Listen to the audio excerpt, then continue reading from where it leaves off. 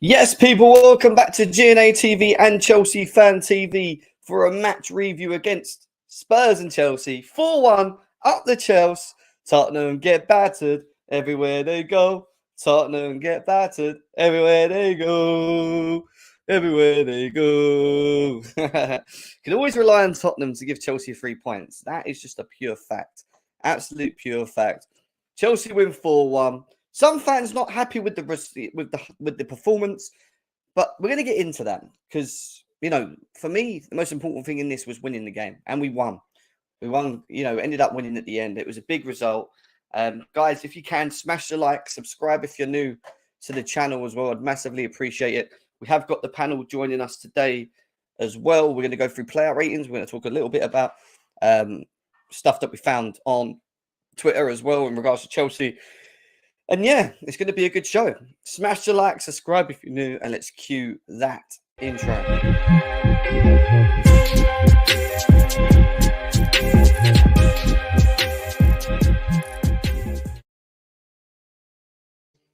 Yes, people, welcome back to GNA TV and Chelsea Fan TV for this preview show. 4-1 on the night to the Blues. And yes, it's always beautiful. It always feels a bit of sweet, nice to beat Spurs in the way that we did. And yeah, it felt like it was going to be a 2-1 game and we struggled to break them down and blah, blah, blah, blah, blah. But what a game. And if you're looking at it from a neutral standpoint, this was a really exciting game to watch. One that a lot of the neutral fans would say is probably the most entertaining game of the season so far. And to be quite honest with you, I'd probably go and agree with the same thing as well. We are going to talk a lot about the game because there was so much going on in regards to decisions, red cards. Was it not? We're going to go through them. We're also going to go through Nicholas Jackson and his hat-trick, the performances of individual players. We've got player ratings to do. We've got a lot to get through today, guys. If you smash the likes, if you can as well. I want to come and say hello to everyone in here. RD says, big up, Gem. One of the most entertaining games. Sterling's getting hate makes no sense. I agree with that partially. Yes, Leo. Adele as well. Welcome. Casey, nice to see you. M3's back in the building. Brad guy, how are you, man? Nice to see you. Cheap Slime. Wagwan, Joey. How are you, brother? Nice to see you as always. I hope you are well, brother. He says, long time no see. Hope you're well. I'm good, man. I'm good. I want to try and get a little bit more consistent with these shows, which I know I haven't been doing recently. But I want to get straight into the thick of things. And I need to be slowly, don't cut off. And I want to talk about, before we talk about the Chelsea game, I want to talk about the comments from David Ormstein in regards to a striker. Ormstein's come out on NB Sports and said that Chelsea are looking for a really elite level forward, a number 9 or another attacker who can add more goals. Perhaps that's why Ivan Toney isn't at the top. Maybe Harry Kane level forward. He just said then done. My only issue with this comment is when you start talking about elite level of strikers, is the availability and who. And I'd like to ask you guys the questions in the chat. Who is available? Who is available? Yes, big up, Sean. How are you? Cheap Slime. Who is available, or who in the world of football is at the elite level, barring the Haalands, Mbappe's, Kane's, do you put Osman there? Tony's not elite, but his game kind of suits what we're trying to do. Will he give you 20, 30 goals a season? I don't know. But equally, the most important thing in all of this is, does Chelsea need a striker? And the truth is, we do need a striker. And even though Jackson scored 3 goals yesterday, and we're going to talk about him a bit later, he also missed a handful of chances. And I do always tend to say that if Nkunku was on the pitch, if Nkunku was available on the pitch yesterday, I still think he would have scored 5 or 6 goals. It was that many chances created for him. But, the most memorable night in Chelsea history. Only Osman and I would be realistic. Exactly. So, we've got to be kind of aware of the whole situation when it comes to what's available. And when he comes out and saying Chelsea looking for a really elite striker, that does kick out the fact that Ivan Toney maybe don't fit that bracket. And then it's who then? How do you narrow it down? And this is why I'm asking you guys. And it seems like barring Osman, I can't really think. I mean, Couch has joined us as well. Before we obviously get into the game, Couch, and talk about the madness, which was last night's game, I wanted to get your thoughts on these comments from Ornstein, where he says that Chelsea will be looking for a really elite level forward. Who out there for you is elite? That's available. That's the problem. I think that's the main problem. I mean, Yeah. there's a shortage of real quality strikers out there, right? I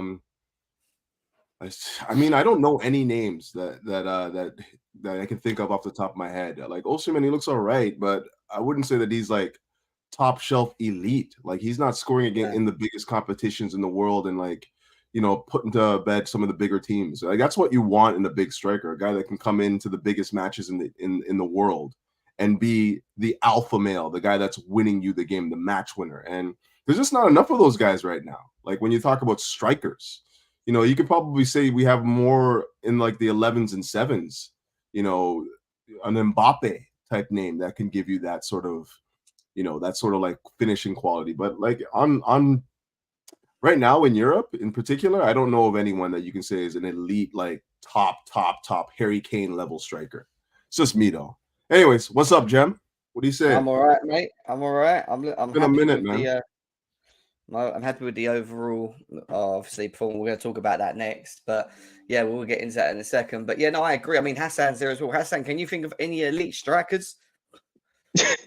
I mean, besides Harry Kane, Lewandowski, and you would probably say Haaland, but how many of them are actually available? None of them. So this whole striking thing is very dry, especially when it comes to elite strikers. You're probably gonna have to pay 200 million or something crazy just to get one of these strikers. And like you said, I mean, the only option is, God forbid, but if we go to unless Cristiano Ronaldo, try to get him on the cheap, but nah, there's none in Europe.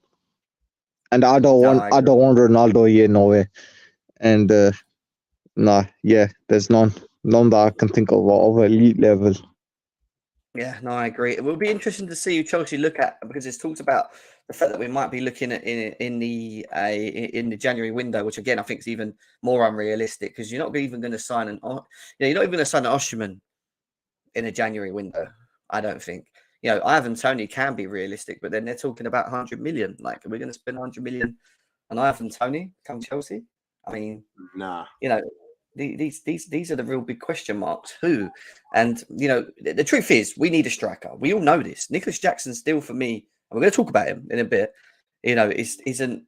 I'm not. You know, he isn't selling to me that he's the main man. He's the number one of this team. He's the one that can lead us moving forward. And that might just again need a bit of time. The fact that he's still very young. You know, raw to the league. There's parts of his games that again we'll talk about in a bit.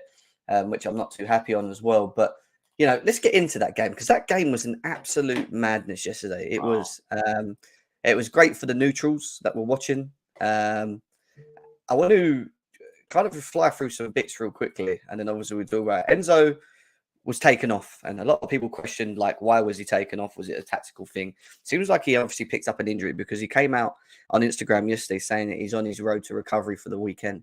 So that decision of playing Gallagher in the pivot and bringing him off was more probably down to the awful, horrific tackle that he picked up from Romero on his ankle, which I believe was part of, again, the niggling issue that he had in the second half moving around the pitch.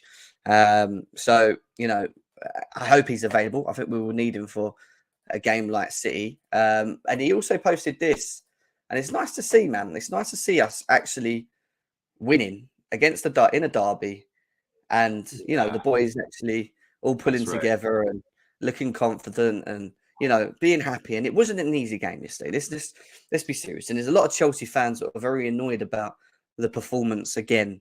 But again, the issues of why we get annoyed are the same issues that we've had for a very long time. So it just becomes to a point now where I don't really get too annoyed about it because I know the situation. There's certain things that players do that annoy me. Yeah. And they maybe scream at the TV yesterday madly, especially in the second half. But when it comes to being clinical, being able to, you know, finish when they get inside the box or make the right decision when they're inside the box, is always still the same issue. And I don't think it's equally as much the creativity element because, again, yesterday, I think we created enough. It was just, again, the lack up front of just having that killer instinct. And even though Jackson scored 3 goals, and let's be serious, I keep saying this, I think Tottenham are very lucky that it was Nicholas Jackson up front and not Christopher Nkunku up front.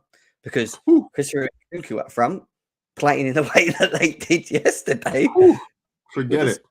5 goals. I'm not even joking. He would have scored that Jackson header, which I don't know what he was doing. He would have definitely got it on target after he'd scored the hat-trick where he decided to do a rugby kick over the bar from inside the box. And the 3 goals that he scored, he would have ate that up for breakfast. And let alone maybe all the other chances that maybe we would have created for him in the game. But look, we won the game, and that's the most important thing. That's winning the game. Was I overly happy about the performance and what happened? No. But where I look at where we are at the moment, on the back of a loss, not really in any great form, these players really actually low in confidence, still trying to find their ways with Poch and how we're playing stuff, and Poch actually picking the right systems on how we play on a week-to-week basis. I'm happy that we just got the win against them, and it always feels good when you beat Tottenham. It's the one game that we can rely on, the only one game we can rely on in the season, where Chelsea seemed to turn up and get 3 points, and it was a good performance for some individuals. We turned up though. Would you say that we turned up? See, and I'm going to break it down into periods. I'm going to split it out. I think the first 20 minutes we struggled to understand how to deal with Tottenham. They were dragging us left and right. There was massive gaps in the midfield. Caicedo was being dragged. Enzo then followed to cover him, but then there was massive gaps behind, which led to the first goal. Cole will turn his back half, and I don't like seeing people do that when they turn their back half-heartedly. They get a deflection, it goes in. That was all down to the fact that we got split out too easily. And then they get the second goal through Son, which we're very lucky was offside, which, by the way, was a very good goal. Very, very, very good football. Quick, incisive, moving the ball quick. We struggled. We weren't winning the first balls. We were struggling to win the first balls. Exactly. And then after Udogie done that reckless challenge, and we're going to go through each of these so-called red cards as well that we had coming in, something triggered. And for about 20 to 25 minutes of the game onwards, with 11 men on the pitch, by the way, because they keep talking about, 9 men. With the 11 men on the pitch, we started to work them out.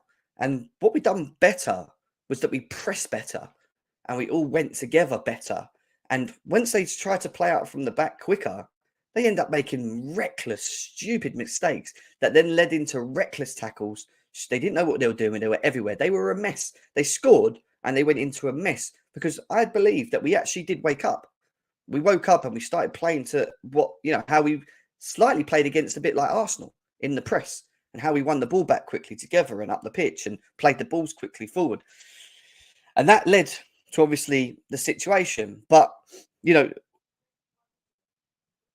of the other things I noticed in that period was Udogie and Podro. What they done very well in the first 20 minutes and why we didn't pick them up so well is that they kept both going into the centre of the pitch, but they were further than the midfielders. They were looking more like wingers at some points. They were that further forward. And Sterling and Palmer, who were being told to hold out wide, were then being caught. And that's where, if you notice, when they scored the first goal, Sterling wasn't marking Porro. The ball got played across by Maddison. Sterling was behind him. So Sterling was well behind him. But Couch, that was more down to the tactics of Spurs, because rather than going out on the wings, what their fullbacks done is they went through the middles. They attacked the space in the centre of the pitch, and we couldn't pick it up quickly. But then we did, because after we started pressing, what Poch, and I'm sure Poch must have done this, or the players noticed it, Palmer and Sterling's positions when we moved forward were closer to our midfielders, to that space of where they like to play through, because they do like to play a lot through the central positions. Got it up. So when the defense got the ball of Spurs, they couldn't move the ball quick enough because there wasn't the options or the space behind, because we worked it out. And that's then when it changed, when it flipped, and then we got the red cards, we got the penalties, etc., etc. And then they went down to 10 men, and obviously then they went down to 9 men in the second half. And yes, the second half, I wasn't impressed by the performance. I actually thought we were better in the first half after 20 minutes than we was in the second half. And it was more about us being patient and trying to work out when to make the runs and play the balls quickly. And it was weird because, let's be serious, I don't think any football clubs actually had to play against a team that plays a rugby tactic of playing a high line of, what was it, 9 people on the line, and then just play ball. So you don't train for that, do you? Let's be serious. You don't train to learn. But like Jam, we can't let them off the hook like that, man. No, like, we're not. honestly. We're not. We're Okay. going to get to it, obviously. Go on. But like to finish off what I'm going to say, and then we'll go into what you're saying, and then we'll talk about obviously all the incidents in the game. Yeah, we equally decision making by players when to release the balls, the slowness of when we did score the second goal eventually, of then switching off and inviting pressure, which allowed Spurs to have more opportunities when we shouldn't have, because we should have just kept the same tempo. The timing of the runs of Sterling and Jackson, who kept getting caught offside.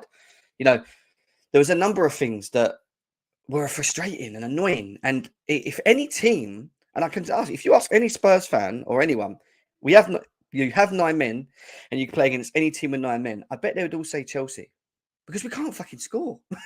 Mm-hmm. I know that's how bad it is, and we saw it yesterday. We looked like a team that just, I don't know, just doesn't know when they make the chance. It doesn't know what to do, and it's frustrating. Even when Spurs played like that unique way, where there wasn't a low block for us to use the excuse that we can't break teams down. It was a high block with quick players on the pitch that we have, which should work in our favour. With Mudryk coming off the lefts and Sterling, we should have been flying down there. Do you know what I mean? Into them spaces, and we didn't move it quick enough in them pockets, and it was very slow. And eventually, we did get there and work it out, but it wasn't pleasing to the eye in the second half. And we'll talk about the incidents in a second, but I want to get an overall thoughts from Couch and his thoughts on the game, and then obviously Hassan. Strange game, man. Strange game, and not for the reasons that are obvious. That, like, I think we're getting an echo somewhere. Sorry. Not for the reasons that are obvious, like the ones like the red cards and all that stuff. It was strange because I've never seen a team play like that before. Like, the Spurs were so strange to watch. Like, I was sitting there scratching my head thinking, because I remember at the halftime we were talking online and stuff like that, and I was like, "There's no way this Postecoglou guy is going to come out at the halftime and play that exact same tactic." And for me, the thing that hurt me the most about it was the fact that they did, and we still couldn't find a way to take advantage of it. It exposed the weaknesses that we have within this team right now. Timing of runs, bending of runs, recognition between the midfielders and the strikers. Like, all of this stuff was just horrible to see. Like overhitting passes into space. Like, all you need to do, I don't know who's that. Is that who's hitting that pass? Anyway, that's James. That was that Cucurella chance. That's an 8-yard pass, and we're in. 8 yards. How many times did we overhit those passes? Oh, we did. It was mind numbing. I'm not gonna lie to you, man. It was going straight to their goalkeeper, man. That's how annoying it was. I like in the defense of Vicario, I thought he was decent, like as a sweeper keeper. Yeah, he was. But at the same time, so many of those opportunities were just overhit every time. I'm just like, how do you not just play that ball 10 yards and allow for our quick players to run on it? It was mind numbing. But aside from that, I did think that we had some good performances. I didn't really speak on it in my my post match, but Caicedo is, wow. That guy is legit. Like, his touches, his aggression on the pitch, his passing range, his composure, everything about this guy is just fantastic. I thought we saw another good performance from Reece James too. I think that he's looking like he's coming back to himself again. But those two guys for me were standout. Cole Palmer. I'm gonna have to take a mulligan on that guy. I'm not gonna lie. Like, I'm pretty sure you guys all heard me talk about him right when we bought him. I wasn't really quite sure that he was gonna be a number 10 the way that we needed him to be. And wow, he's got me eating my words right now. He's everything what we need in a number 10, everything that we needed. I know he's not playing centrally per se right now, but the role of the number 10 isn't always just to be playing centrally. You can play that, the left side, right side, right side as well. I feel like that's what he's providing for us right now. Always coming central, always looking for those through balls as well. Like, his technique, his dribbling ability, everything about this guy. It's almost like what you have in Cole Palmer is what you thought you were getting in Kai Havertz. I'm just going to say that. I really feel like that's what we're seeing right now with this guy. But overall, like my overall feelings from this game is we still have a lot of problems. You think you go to White Hart Lane or what the fuck it's called right now, and you win 4-1. You think that that's a galvanizing performance, especially after the season we have. But I still think that after what we did in this game, there's still a lot of questions about how we play. There's still a whole ton of questions. So it's disheartening that we can come away with a 4-1 win and still feel like we haven't really, found our football. Yeah, and I fully understand that. I think there's still very real big questions about, how we play. And I think there's questions have to also be not only asked by maybe tactical wise, but also about the individuals themselves. Because, like you said, I thought Caicedo, James and Palmer were for me the standouts. Mudryk confused me, and I really wanted to see him on the pitch. If you remember, I even said in the chat yesterday, this is a game for Mudryk. Look at this. Speed behind this, he'll eat this up. And, Jackson, who we're going to talk a bit about later, still question marks. So, the only one I don't really get, and I know he can be very annoying to watch, is Sterling. I know he makes these annoying, when it was 3 against 2 and he didn't give it to Jackson, he decided to go right, but the pass is shambolic. Right, shambolic decision making. I kid you not. He's the one guy you do not want to be making decisions in the final third. You want him on the end of things more often than not, just to finish the opportunities. But when it comes to making decisions in the final third, I do not want him anywhere near the ball. I agree with you. It's just so bad. Bad. Chelsea have the fastest attack collectively in the league, yeah, and you could see that. And for them to play like they did and that high up against us with the speed behind, and let's be serious, we had 4 disallowed goals before the goals we even scored as well. It was just a weird. It's very weird to analyze. It's a weird game. I mean, Hassan, what was your thoughts on it? It was just madness, wasn't it? Oh, what can I say, man? You saw me yesterday, bro. I was every time we scored, I just literally had a straight face, man, because it was such a frustrating game. As a neutral, this is probably top 10 craziest all time Premier League game. It's up there, man, as the craziest one. And there's a lot of things to say about this attack, but of course, it will be having the exact same stream that we've had for the last 10 weeks now about the finishing and stuff. But this block, I don't know what to call it. It's not even a high line. I called it in the group a suicide line, because literally one through ball and you're through on goal in a 1v1 chance. And it's so annoying. It's like, this is like equivalent of a baseball, right? You set it up for a home run, but you hit it for a pop fly. You hit it and it goes straight into the person for a catch, man. It's just stupid, because I don't get why they were trying so hard to tease it over the top. If they just hold their own, because look who they're against in defense. Eric Dyer. You think Nicholas Jackson or Raheem Sterling's gonna get outpaced by Eric Dyer and all these lot in defense? No chance. Yeah, but they didn't even bend the runs though. Every time it was just playing on the Hassan. The strategy was correct, but they couldn't time their runs. They couldn't time their passes. It was just atrocious quality. It was. There's just a lot of things that went wrong. There's a lot of things that could have gone wrong in the game. God forbid if that Maguire goal or not Maguire, Eric Dyer goal went in, or if that Son smash and grab happened, man. I tell you straight, Tottenham fans, I don't get why they were what's his name? They were criticizing Angie, because what was he meant to do in 9 men? If he sat back, he's still gonna get smashed. No. He was meant to sat back. Sorry, Cal.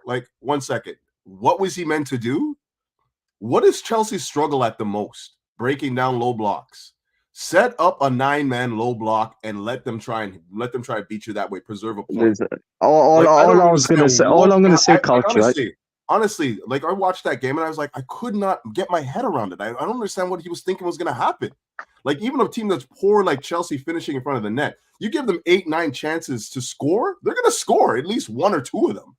I couldn't make it out. Why wouldn't you just try to preserve a point there and frustrate Chelsea, make it difficult for them to play into space? I couldn't. All I'm gonna say that if the goals or chances stood, this thought process would have been a lot different. But of course, like this sort of riskiness from him, I kind of rate it. But it almost played out. It almost played out for him. Let's be honest. When did we score? What? Yeah, I get what you mean. When did we score the third goal? Like on the 94th, 95th minute.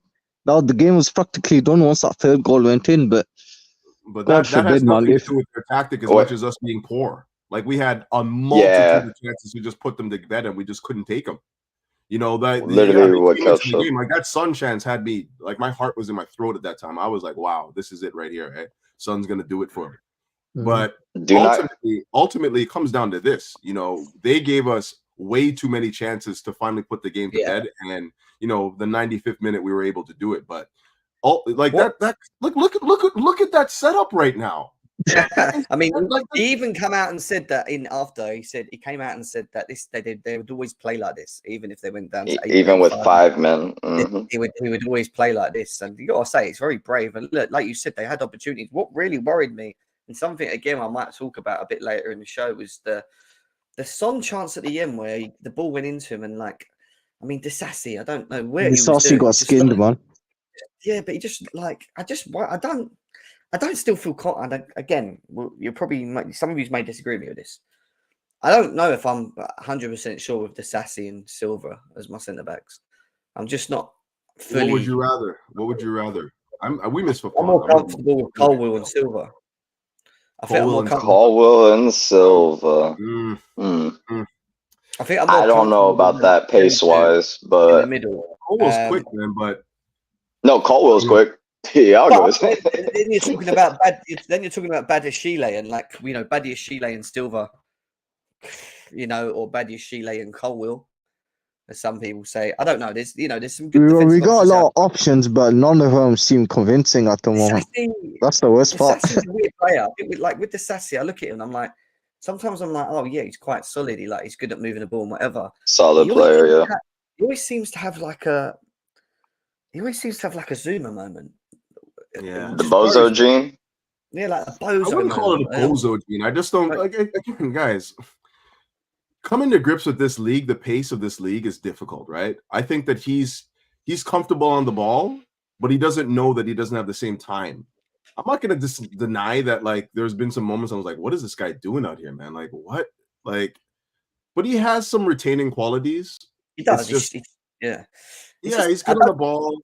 He's great. A lot of these players probably need to adjust to the league, but the time's against them when it comes to like objective. Absolutely. And we certainly don't give them that time. That's for sure. As supporters, we definitely don't give them that time, right? So yeah, I agree. Like it's difficult. Like I don't know what the answer is, because I think that. But to be honest, Chem, I don't even think our defense is the problem. Like it's not. It's definitely not. It's never been the problem, to be honest. Midfield looks really, really good. It's going to get better. It's midfield up to the forwards that Javier and Nkunku are the two, aren't they? Really, when they come back, that's going to be like new signings for us. I'm telling you now. That link up from attack to midfield with Nkunku is gonna hopefully hit like crack. Can I just say something? Because I know Enzo Fernandez, and you all know that I like Enzo Fernandez. Yeah, you better crash it on him, Jem. You better crash it on him. But, and I'm going to say this, I don't think he had the greatest game yesterday. No. Some people were saying that he was carrying an injury. I mean, he was injured. He came off injured. We know that because we already just checked that. That's why he got taken off. But he's still always up there when it comes to free balls and creating. And when you look at who the creators are in his team, him and Cole Palmer, for me, are your two most creative players. I was a little bit annoyed that he came off. I didn't know he was injured at the time. I was a little bit annoyed when he decided to leave Gallagher on the pitch at Caicedo and take him off, because for the 60 minutes or the 30 minutes we had left, we know Cole Palmer was one of the creators and James maybe from the outside. But having Enzo and Cole Palmer on the pitch creating is a lot more better for us. He wanted a workhorse in Gallagher. He wanted a workhorse in Gallagher. What do you need a workhorse when you have a 2-man advantage for?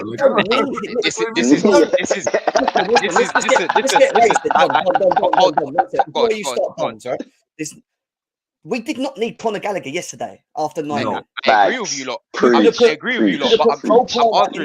You could have done two things. You could have put Cole Palmer in the 10, right? You could have put him in the 10, right? Picking the ball. Mudryk on the left, Sterling on the right. You saw how he created the fourth goal, where he just literally passed it through the middle of them. Yeah, and then you could have put whoever you wanted on the right. You could have put Sterling over at the right and put Mudryk on the left. Let's just say, yeah. And you could have had Enzo and Caicedo behind, and you'd have had Palmer close to Enzo, and them two would have had the blooming field day with the way that they were set up, Tottenham. And just I agree with you, by the way, Jem. I agree with you, by the way. But what I'm saying is that's why Enzo came off, because Poch wanted a workhorse. We know what. Or because he was injured. One of the two. One of the two. Enzo didn't have the great. Enzo didn't have the greatest game up until that time. But Don, just the thing that didn't make any sense to me was the fact that the game was just calling for somebody to play those balls over the top. The game was screaming for that, and there's one guy. It was. Make that pass, and that's Enzo. And that's exactly why I'm hoping it was more an injury thing rather than a tactical thing. If he's decided it's come out now as an injury, he came out on Instagram saying that he's working on his recovery for the weekend. So it was. Oh, all right, cool, yeah, okay. So it sounds like it was a sore one then, because there's no reason why Gallagher should have stayed on that pitch instead of Enzo Fernandez, because this was, if you want anyone to like time those passes correctly, it's him and Palmer, bro. I even think Lavia would have been able to do that. To be honest with you, Lavia's passing. Bro, Lavia's passing through the lines. People don't speak about it enough. Me and Couch have spoken about this before. Yeah, through the lines, that guy has got a serious pass on him, bro. Serious one. And these sort of games, the recent results that we've had, the recent performances that we've had, yeah. Again, I'm not getting onto Gallagher here. It's not kill Gallagher, he was shit. It's not that. But it just goes to show the quality cap that I've spoken about. This is not a guy that's gonna take you through the trenches week in, week out. He comes in and out for certain games, and he comes off the bench for certain games, and to see out the game. Do you know what I'm saying? He's a utility man. He's a squad player. That's what he is. Yeah, and that goes back to what I was saying about him before. Like, wins and losses are not determined by Gallagher's inclusion or exclusion from the game. So I don't even focus on him. Like, honestly, we've had discussions about this guy forever. Like, whether it's on like WhatsApp or whatever. You guys know how I feel. I'm not with this guy. I'm not with him. See this, like, our ability to win and lose games do not depend on this guy. They just don't depend on this guy. He said, "This ain't my man's." This ain't my man's, man. I didn't even realize. My point is, Enzo's not playing great. I've seen some people calling him out on in this, that, and the other. But still having Enzo on the pitch in a game like yesterday, when we're drawing still at 1-1. All right, he was injured. Would have been better than having Gallagher in that position. And I still listen. Quality is class is permanent, and he's one of them. He's one of them. He's shown us the qualities of since he came in at Chelsea. Well, he does need a bit of time still, I think. But at the same time, I am so intrigued to see what happens when Lavia and Caicedo are next to him, not Gallagher. And then you have Enzo.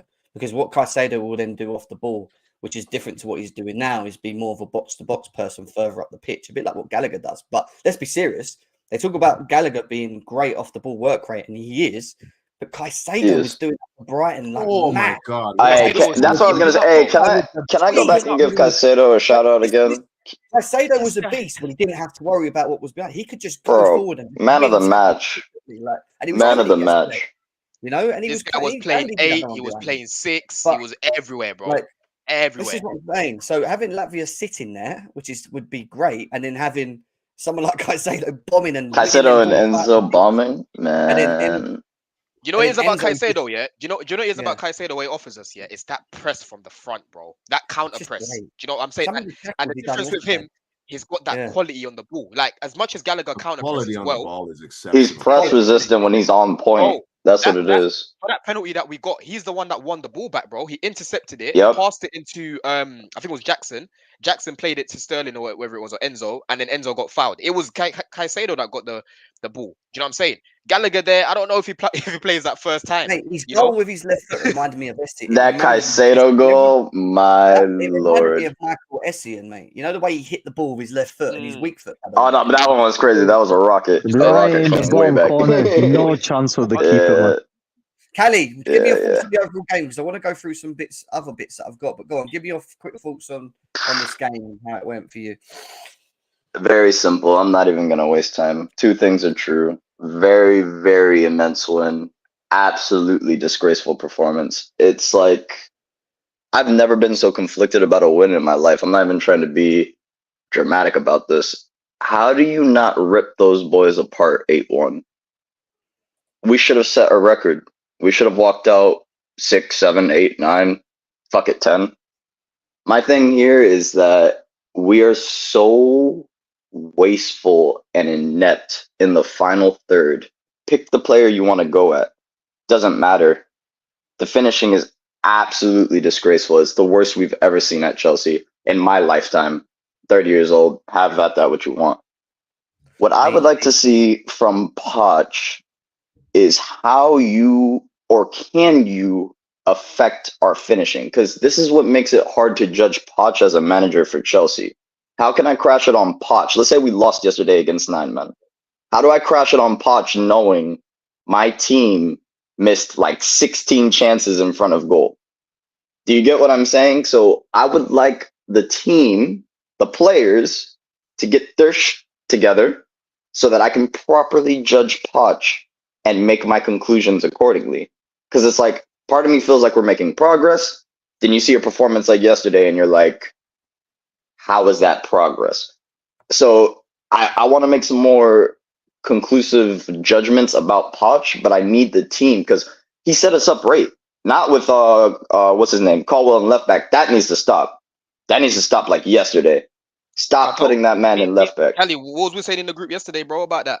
Don't put him left back. He'll get skinned. I said Kulu's That's what we said. Him a long day, bro. and that's what happened. And 6 minutes in, I mean, yeah, fortuitous, yeah, but it's still Kulu cut him apart in 6 minutes, and it's like that's on Poch, man, because everybody's like, oh, call with this, call with that. Who put him there? That's neither here nor there. That once again, just do you know what it is? Just on that before I let you land, bro. Just to add to that as well on Colwell, yeah. Listen, like there's certain wingers, yeah, that I don't mind him facing, like a Saka, for example, because Saka just cuts back, retains the ball, cuts back, or if you've got a winger like a Grealish, again, just to retain the ball. When he's up against a winger that's gonna run at him, bro, in a pressured game, we saw it against Salah, he struggled. We saw it yesterday against Kulu, he struggled. Right? There's a few wingers that he struggled against. He's not a left back, bro. And when he's up against a good winger, he's just not good enough in one-on-one decision. Or if he goes against a specialist 1v1 dribbler. I'm about to give all of you nightmares. I'm giving you all nightmares right now. Even for that goal as well, yeah. Like I know Maddison's pass was good, but if you actually look at Levi's positioning, bro, he was basically playing at left centre back, and then he had to run to the wing and gave so much space to Kulu. Sterling fell asleep as well, to be honest. No, Sterling did fall asleep. Sterling did fall asleep. Sterling did fall asleep, but Levi's positioning was still all over. Jem, I'm gonna put it this way: let Caldwell start left back against City. Let Doku run at him. Let's you want to talk real? Let's be real. Let's be real here. Let's deal with this match first, because like I, as much as I agree, like his position's not great, and he's not a left back. I've never thought that he was, to be honest. His passing range is something that we can utilize in that particular position on the pitch, and we've seen it. I don't like it from left back. But the thing that I think did him was the speed in which we got beat through the middle. Like that pass through the middle basically took out 3 guys, and then he was basically on his back heels from there. So that first pass was the one that killed it for me. I was like, how do we let that happen? Just run right across the team was rattled though, Couch. No, respectfully, the entire team was rattled. You're right. I'm not ignoring that space in the midfield. You're right when you say that, bro. But end of the day, his positioning was all over the place, bro. He was literally, like I said, he was literally playing as a third centre back. Let me say this though. I'm not just crashing on Caldwell though. No, I was just saying I'm not just crashing on Caldwell though, because in the first 10 minutes. That's something we really need to speak about.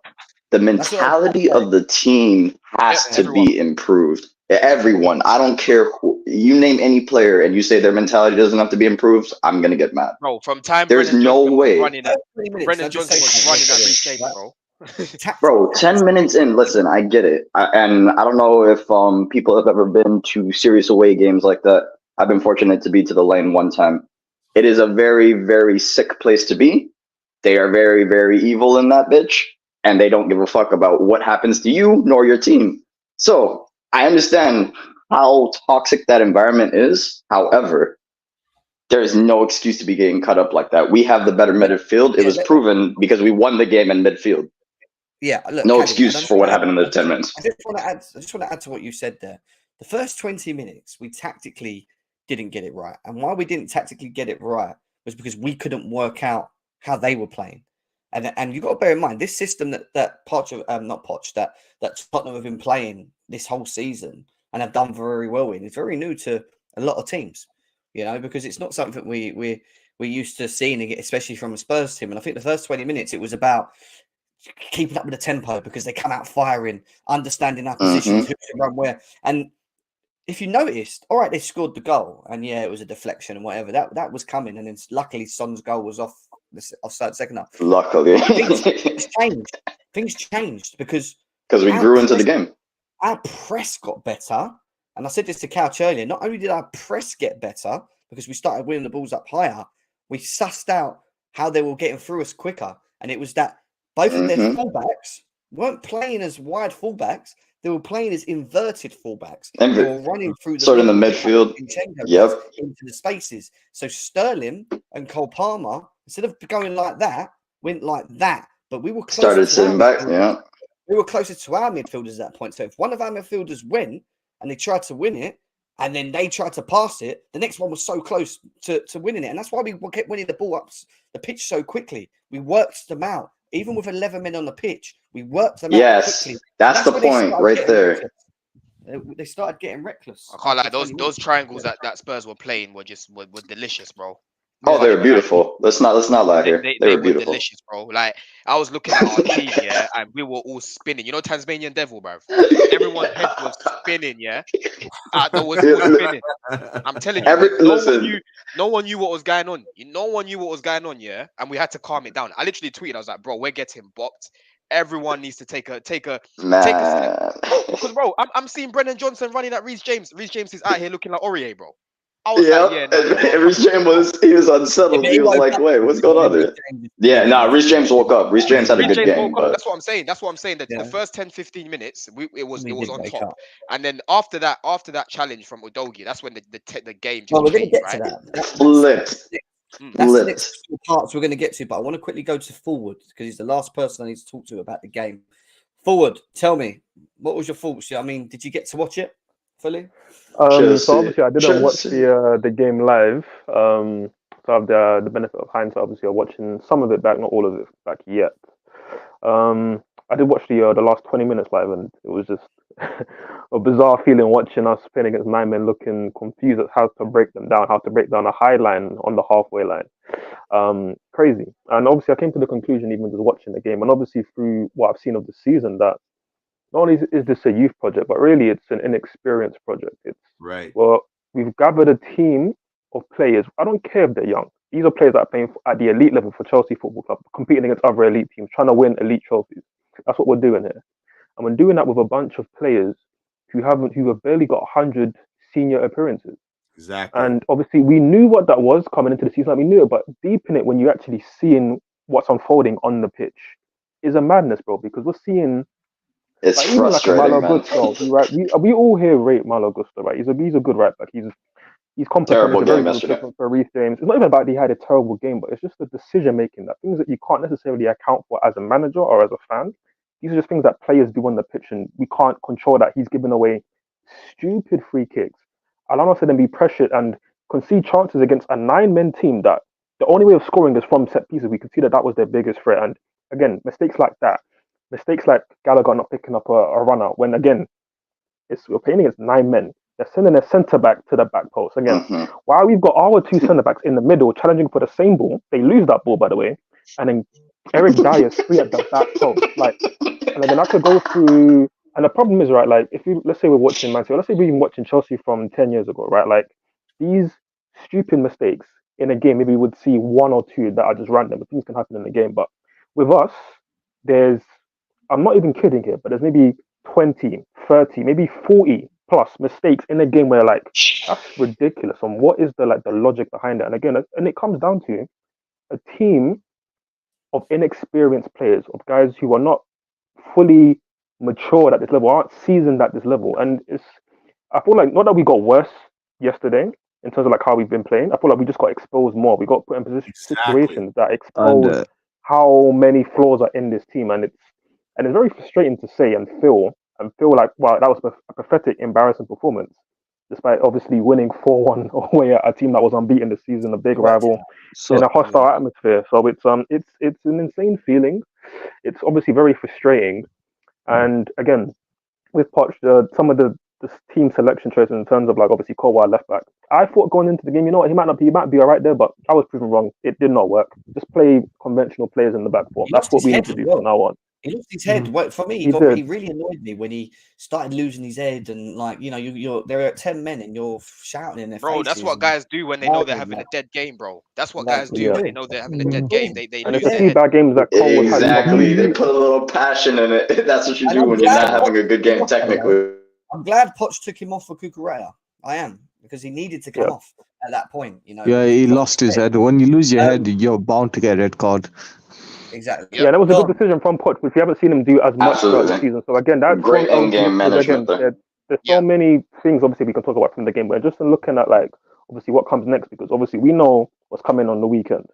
We know what's coming on the weekend, and even after that, Newcastle as well. So it's not easy games. I mean, obviously we need to fix up a lot of things now. With Poch again, with the team selection, we have to get certain things right. But obviously, why I can't crush it too much on Poch is because we did from like minute 7 to obviously when they got the first red card, like we did go a bit more into the game. We did get a bit more possession. We did obviously pressurize them, and it wasn't like they just got red cards out of nowhere. No, we still put some decent patterns together, which forced them into making mistakes or forced them into the opportunities to make mistakes. They made them, and they got sent off, and that's their fault. That's their fault for losing their Yeah, heads that's their problem, in bro. that hostile environment. So that's some credit that I'll give us, and obviously for City on Sunday, like some of the team selections need to be made. Certain players need to step up and fix their decision making in the final third, and just in general, 90th because minute winner. Sterling, Need to as the pray for experienced it. guy in the team on 350k a week, it's Oh not good my enough that you're performing against Ooh. Luton and Blackburn and Burnley, and okay, you were good against West Ham even though we lost, and decent against Liverpool, cool, but we need more That's from your you guy, in these types of forward. games. Depending on Whoa, Sterling. whoa, whoa, whoa, Depending whoa, on whoa, whoa, Sterling. whoa, whoa, whoa, whoa, He's whoa, whoa! I'm not having something like that on my name. He said he was my guy. I Man said, whoa. never said that. Man Oh, said, whoa. yeah, that's No, I keep never it said moving. that. I was Let's trying go I to never again. said that. Alright, Kali, double down on it. Guys, the things that annoy people about Sterling are the little things like yesterday where he's running them through on goal 3 against 2, Oh and my the brother God. goes Oh to my Jack. word. He goes and It's passes the ball to Goyi, but then Give me makes up. 100K. I make the right It's pass in that situation. It's nuts. That's where he's It's not good. nuts. But where he's very You good know, is what we saw yesterday, where he just runs in behind with his pace or gets the ball and drives at players and tries to commit them. You know, he scored a goal. It was unlucky it hit his hand, but it's because he drove at Pedro Porro and he didn't like that. You know, like he is this. He is, and I know people want to moan about him, but he's a hit or miss player. a lot more effective and better this season than he was last season, and we need him in the 100%. team. Oh no, 100%. He's added that. He added 100%. the driving to the game, which is a huge benefit. And again, that's what I said about Sterling. Like, in his prime, in his best years, and also in the Euros, which was his best tournament, the best tournament we've seen from an English player in a long time. It was a benefit because he was driving. Again, he recorded the most dribbles we've seen at a Euros tournament in like 20 odd years. Like he was driving, and that's what he is good at in terms of decision making, finishing. It's not consistent, and it's What it frustrating. is But with Sterling, my whole yeah. thing is that, like, so just to end on this point, right? Just Go for for me, it. is like my whole thing is obviously we can't change the personnel that we have, which is why obviously Poch. Again, you need to fix certain team selection. Once I got a call coming in, 1 second. Go on, Don, you go. Yeah. Wait, Yeah, no, sorry, I'm back. but I'm to back. ask me a question, I'm back. I'll sort that go, later. carry Sorry. on. Go for it. Yeah, just to finish the point again, team selection obviously needs to be improved by Poch. I'm hoping that we get some sort of confidence from this result that can Nope. parlay into better performances. Well, the thing Nope. is, like, look, just to make this point, right, on Nico Jackson, who had an absolute shocker, right, despite scoring a hat trick. We obviously see the celebrations. It's very shameless. It's very almost not even self-aware. But that's what some footballers are. Again, not all footballers are like a Jack Grealish, who are very self-aware, not down to earth, and kind of normal. Nico Jackson, to be at this level, you almost have to have a sense of ego and arrogance. Egotistical. Isn't normal. And that's, you know what, for footballers, you do need an element of that. So I'm just hoping that can parlay into just better performances, better finishing, more I consistency. see. Not that it's going to be great overnight, but I'm just saying, as Chelsea fans, this is all we can hope for, because until January, and we maybe make some signings or whatever, can I have confidence in this team to get results consistently? Of course not, because there's so many holes, so many mistakes, so much that can't be fixed on just through the manager. The manager can help things, but ultimately, it's a flawed team that was poorly assembled.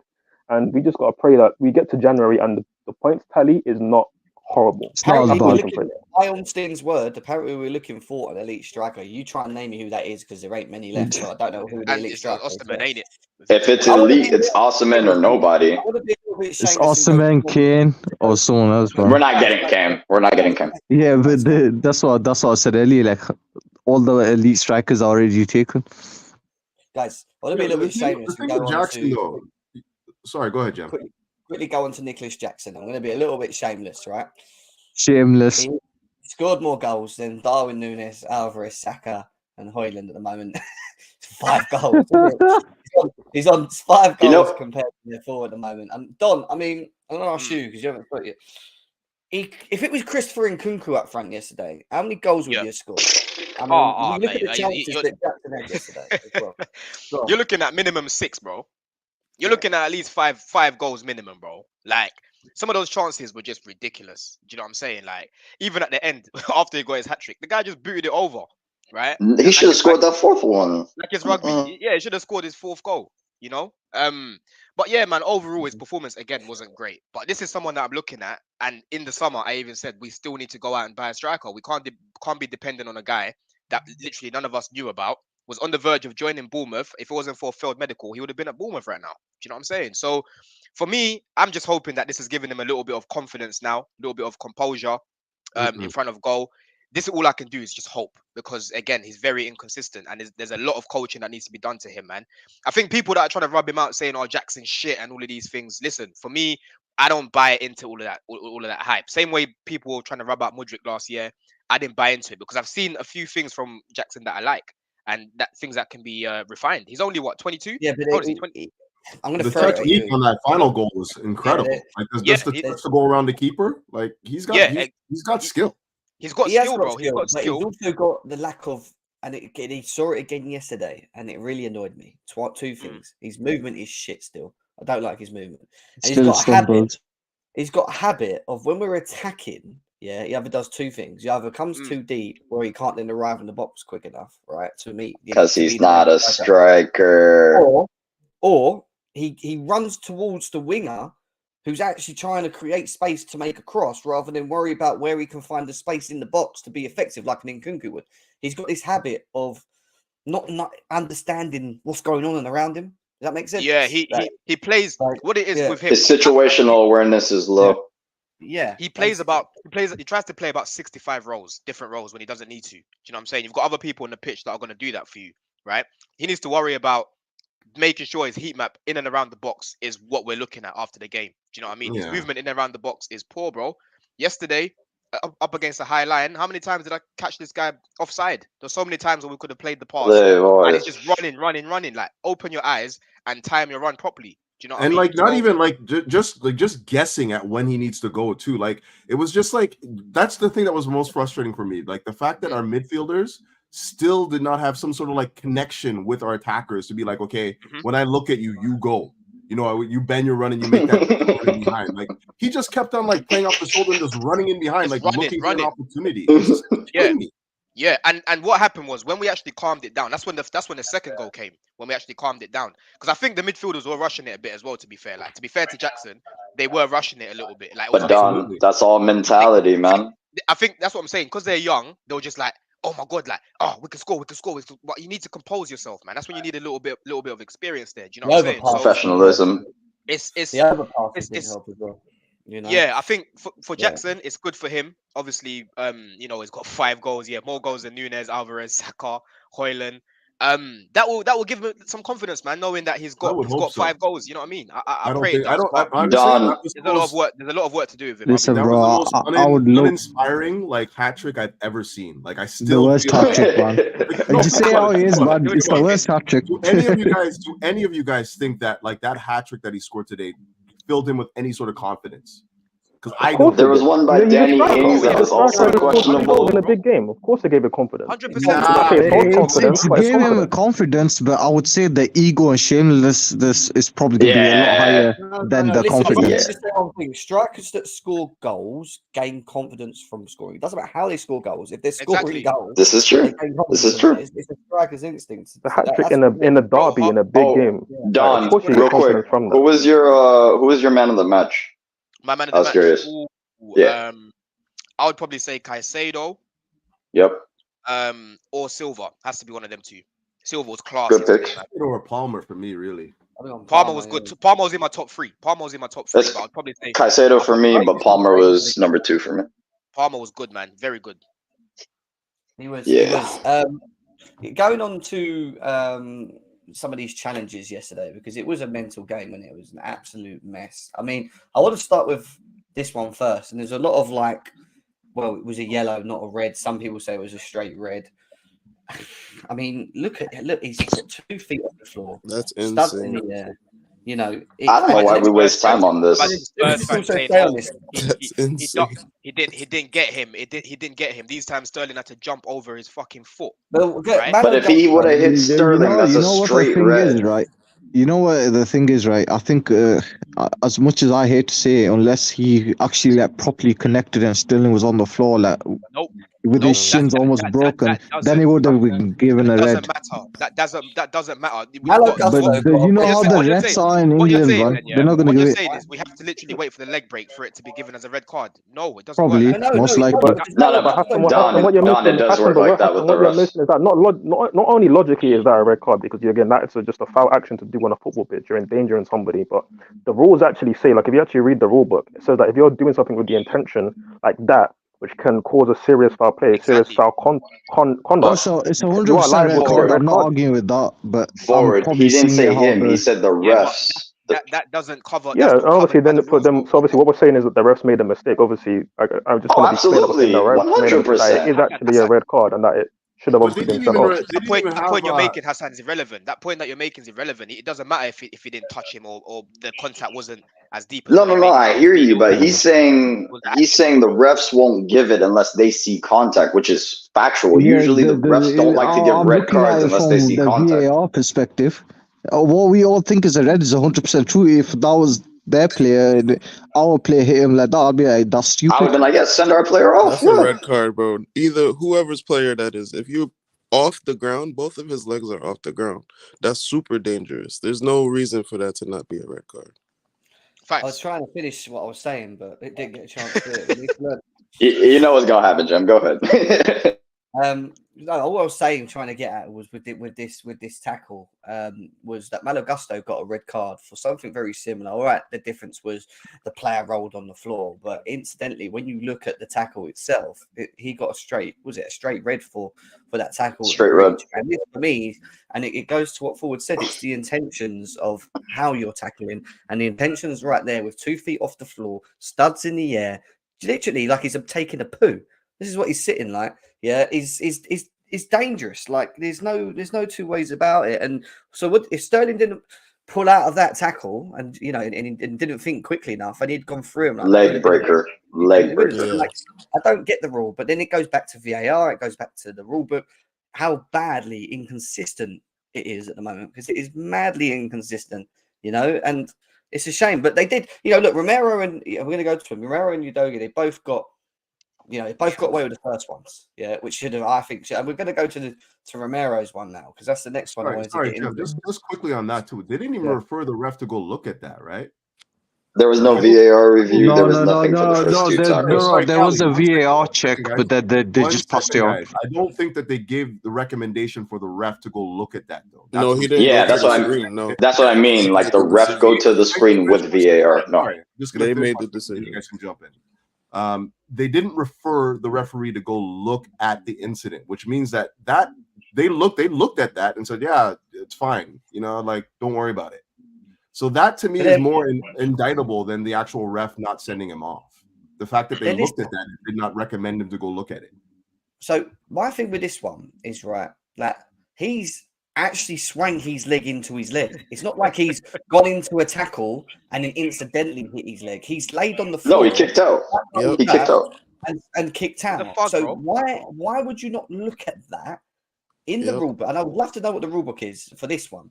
How could you not look at that as VAR or whoever it is that's looking or watching this and not feel that that's a red card? And Colwell didn't even tackle him.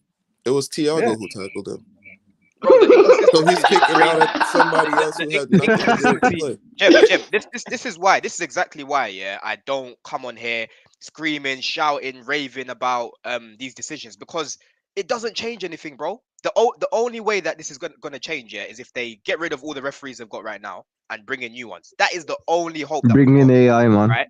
Because end of the Preach. day, that's a red card right there. The Udogie one's a red card as well, clear as day, right? But a different ref next week will see something similar and then give that as a red. Do you know what I mean? The Yep. inconsistency is peak.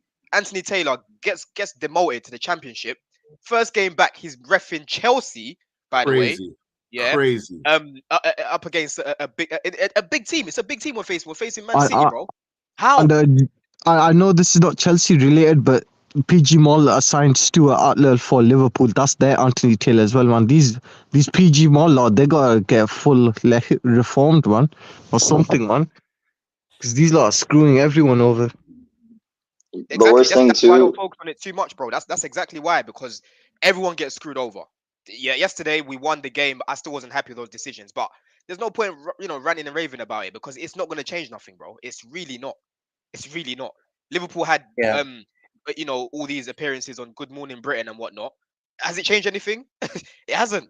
So we just have to get on with it, man. This is it. Until they change the referees, this is going to keep happening, unfortunately. As And bad then as that sounds, obviously, it's going to keep happening. and we'll go through this. We're going to do a preferred lineup soon as well, after what we've seen in terms of individuals and how we should set up moving forward. But then there was this one, and this is on the back of Caicedo's goal, which was disallowed for Jackson being offside, which again I felt was still harsh. But if the line say he's offside, fine. But this, Your own national teammate. That means nothing. Crazy, bro. That means I know it nothing. means nothing, but that's madness, because that's also could have been a leg breaker if his leg was planted. It's nuts. That's literally what. He just went over the ball. He wasn't really trying to go in on him. Like it was a red card, but it's not like he intentionally tried to like hurt Enzo there. No. But this is the thing I'm talking about with Romero. Why are you going in with so much force? He's a Anyone who's dirty played the player. game knows. That's Yeah, that's what I'm saying. Anyone that's played the game knows he could have went in with much less force and still made a tackle for the ball. Exactly. That's why I'm calling it out, Couch. It's unacceptable. That's your He's a national dirty teammate. player. Like, what? He was so close to Enzo there, yeah. He was always going to follow through and hurt him like that. He had to be smarter there. Romero had to be smarter there. There was That's other why he ways got sent off, right? That's what I'm saying. He got sent off, but it was reckless from him, bro. He's a thug. It was reckless from him. It was a bad challenge. Bad challenge. And like Kali said, you could definitely avoid that in the box, bro. Definitely avoid that. Yeah, and Yeah. Then the Spurs fans were moaning about the one with Udogie? Ain't no way. This one, and they were saying, well, if we should have had a red card, then you guys definitely should have had a red card. But for me, that's more of a forearm than an elbow, and I don't think he intentionally jumped to. Nah, that was on purpose. putting an arm in his face. Jem, I'm gonna be honest. Be consistent. If they were gonna That send was on off James purpose. for that, fine. But I want consistency. Like, Yeah, but if you're gonna send James off, goes running after the ball and jumps in the air with his arm like that. He doesn't go like that. He jumps like that with his arm. I was gonna say, right? How many times has the Harry Kane done something like that, or done something equally as dangerous? Sadio Mane back when he was at Exactly. Liverpool, I could go on, bro. Bro, we can name so many Bruno footballers, man. Fernandes from Man United a week ago, Bro, a that back one- forearm someone in the that's- head, and he didn't get sent off. Like, come on. Who was the guy that forearmed Silver? I can't remember that Fulham player. People are just gonna clutch at straws there, man. Because that one there, that's a yellow card max, man. Like they're both going for the ball. Yeah, it's a yellow mark. waving his arm in his. It's a derby. Come on, guys, waving his arm in his face. Like it's nothing malicious. And if you guys noticed, literally 2 minutes before that, Udogie pushed James, and I could see there was a little thing going on between them. Like they were just. It was a little bit of But dark that's arts. why I It was a think little this bit of was dark on arts. purpose. That's why I think this was on purpose. He ran into his arm, man. It was on James purpose. It was on purpose. It was cheeky, but it wasn't a red Sometimes card. you gotta be cheeky in the game, you know. Yeah, bro. It's a I thing. feel like It's a contact sport, bro. James Exactly. jumped and he ran into his hold arm. that. Like, he was looking for One of the leverage to players- get up, and that's what happened. That's One a of the yellow. players Yep. one of the players Definitely a that yellow always card. used to play so close to the line was Diego Costa, and I'm talking about close to the red. Like he knew how to make tackles. Oh, Diego Costa's a madman. Thanks. I right. don't think he ever got sent off at Chelsea. No, he did a lot of No, he times, man. didn't. I think you forgot. We haven't No, seen No, him. I only don't one think red he got card a against straight. Everton, I He believe. didn't get a No, straight red. straight red. Oh, I thought you about. Yeah. We haven't Nah, he gets specifically- WLs. Guys, we haven't specifically gone through individual players and their performances and stuff like that. I think it was more about the overall. Yeah. And at the breaking down and whatever. But what we're going to do now is go through, from what we've seen up to this point, who we feel, based on what we currently have at the moment, is the best team lineup for us going forward into the next games against. Obviously, we've got City, Newcastle, and then moving on forward, because we know Nkunku and Lavia are on their way back. I think they're talking about close to December for them now. So end of the month, we could be having 2 new players back in the team, which is I just can't wait for. I'll be honest with you guys, I'm still not really sold on Sanchez. I don't really know. You know, we can talk about this individually. Like, where is he? There he is. Go ahead, John. Take Sanchez. Go ahead. I mean, man. He just every time he gets the ball and it comes back to him, I just panic still. Like, I don't know why. I don't know if it's the way that we play. I don't know if it's just the way that we play. He's definitely played to his transfer fee. Like, it's not like we spent an exorbitant amount of money on this guy. So yeah, but massive saves. Couch, is it also that we ask so much from our goalies in the style that we play under Poch? Because we do involve our goalies a lot. We do like building from the back. We do, if we can't go forward into the midfield or the sides, we tend to go back to the goalie, all run shift back towards the goalie to make options and then receive the ball. Is it because we ask so much? We kind of use him as like a defender sometimes to, play the balls out. And yesterday he kept trying to play balls. Some of them were really nice, actually. He played some really good ones over down to the left. Other ones, he was just fucking punting them out for throw-ins. And I was just like, and I don't understand. Like, if you have a numerical advantage like that, there's no reason to go long where there's a disadvantage. Like, who's winning those aerial duels for us? Absolutely nobody. We saw what Jackson could do in the air. We saw that, man. We know he can't do that. But yeah, like the thing. Oh my god, I forgot about that chance.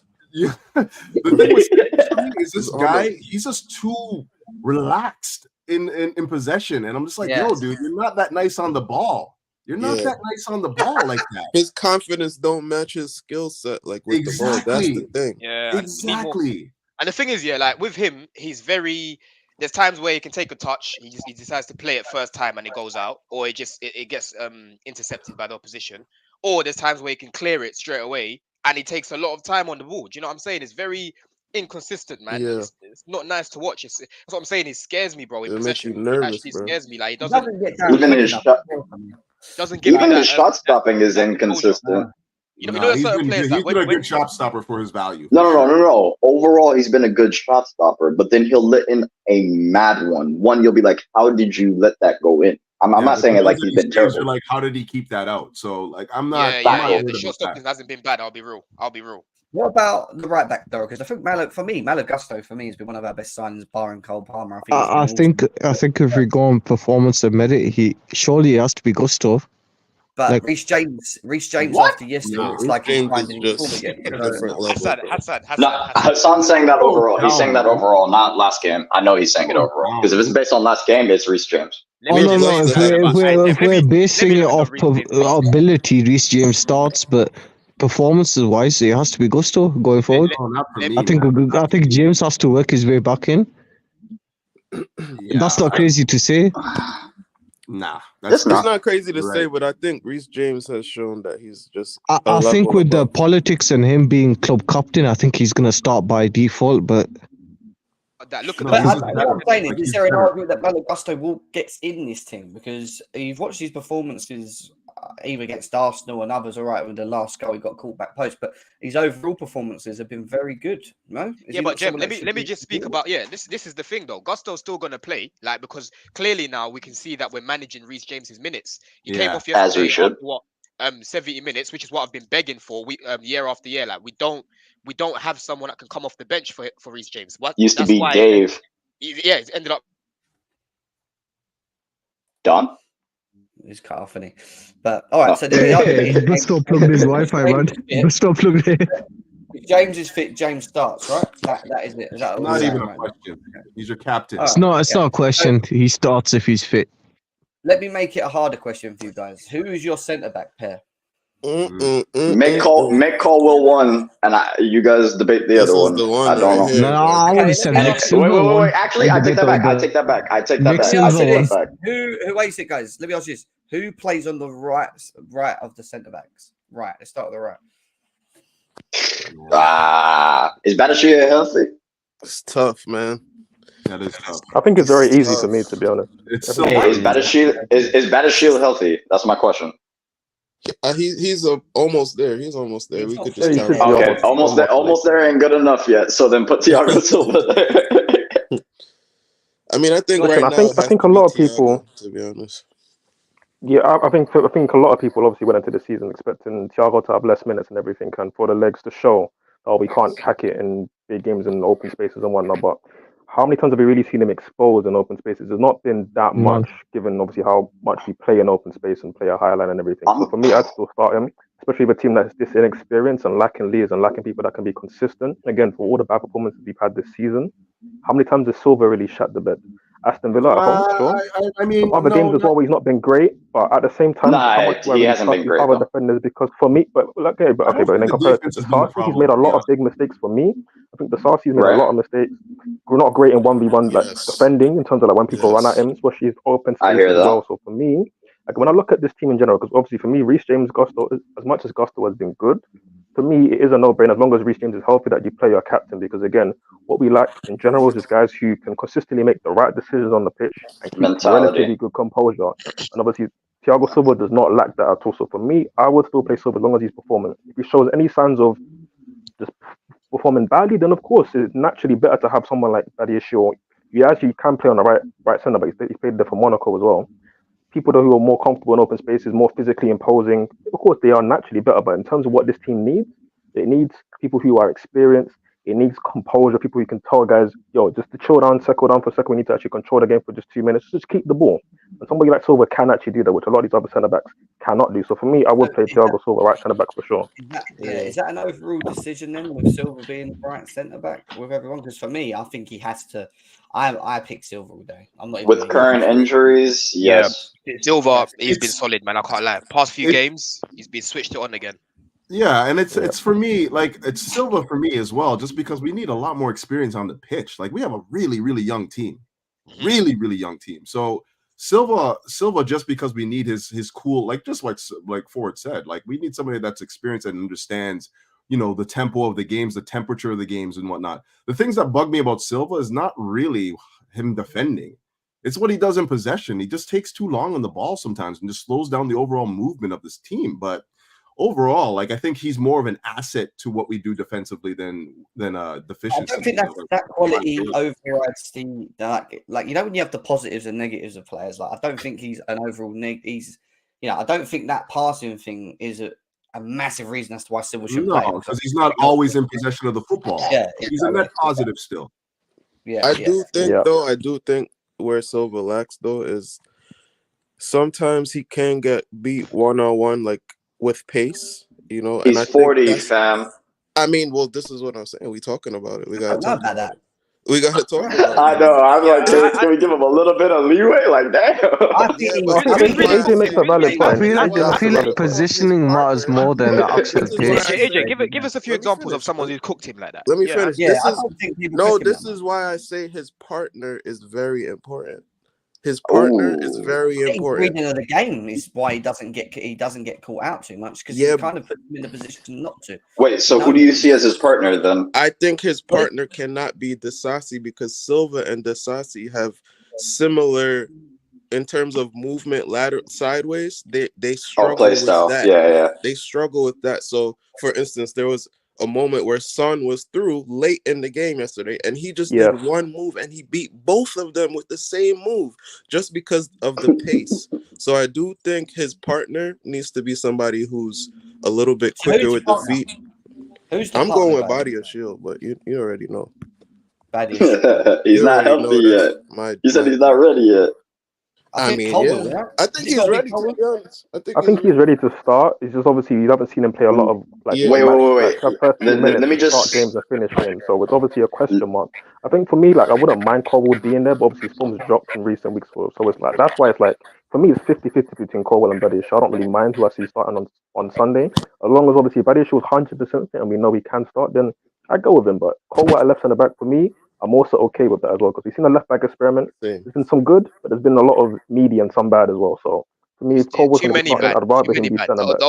The only game at left back really that sticks out for Levi, yeah, is against Fulham. Fulham. That was his Kubadia, best performance. Sausage, yeah. Other than that, every time he's been at left back, bro, even the passing's been meaty from there. Like he can't get that angle correct. It's Do you know what I not mean? his fault. He passes it off. Yeah, it's not his fault. That's what I'm saying. It's Poch playing him there, but his passing from left back isn't great, bro. A lot of the time it's under hit. Would you play or him it's left over centre back? here. Yeah, I would Mhm. play if I'm gonna play him. If I'm gonna play him, I'm gonna play him at left centre back. Would he go over the others that are available? The Sassy, Baddy See, Shield. bro, Hell no. I want My Baddish- future I is want- Badashi Caldwell. That's my future. Yeah, I want Baddish back in his team, but I don't think Levi's done Has to be anything back.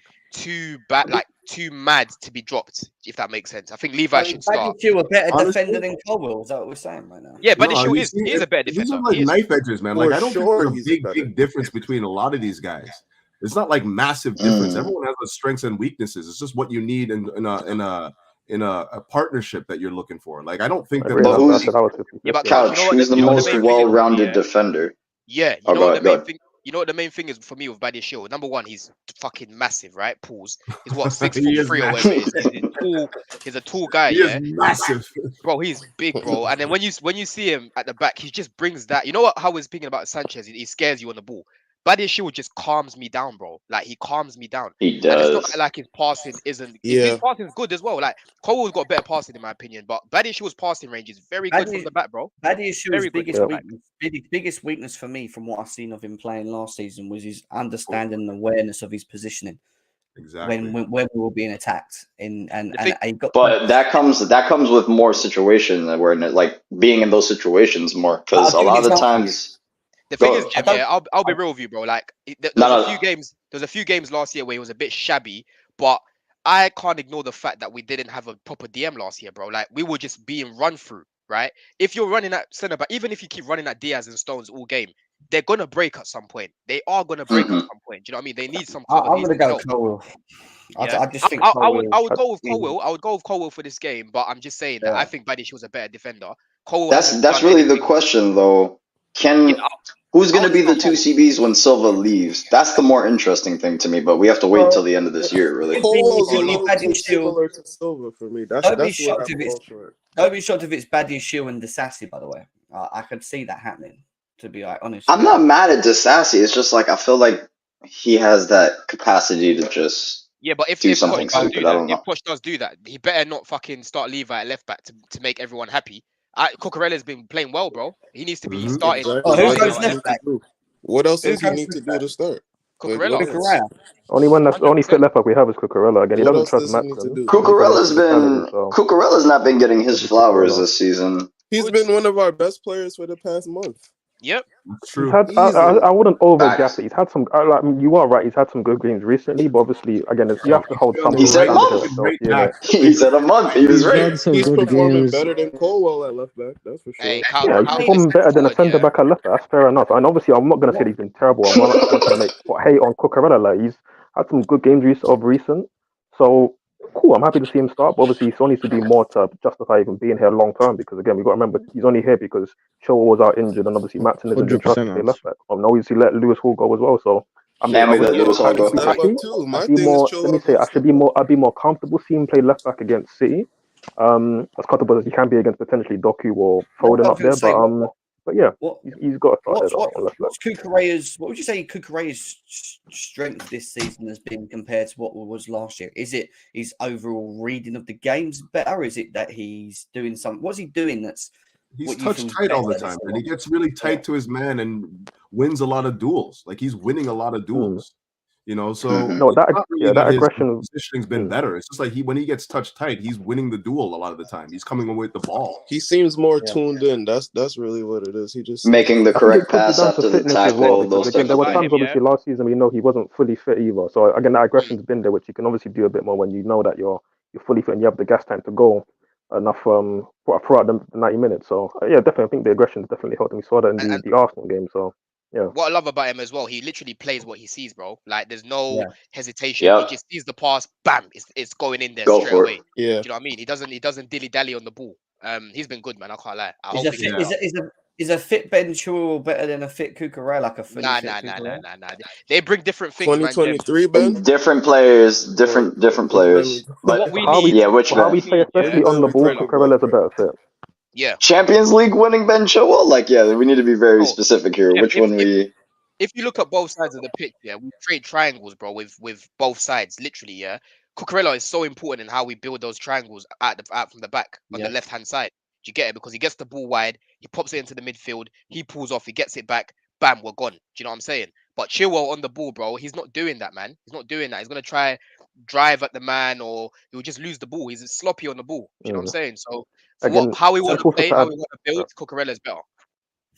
and What also just to about add the quickly as well, everything that just to add very quickly, sorry, just that everything that Cucurella does lack as well. It's not like Chilwell necessarily excels in, other than being better in the air by a considerable margin. Fair enough, but so driving with the ball, Chilwell's not great at that.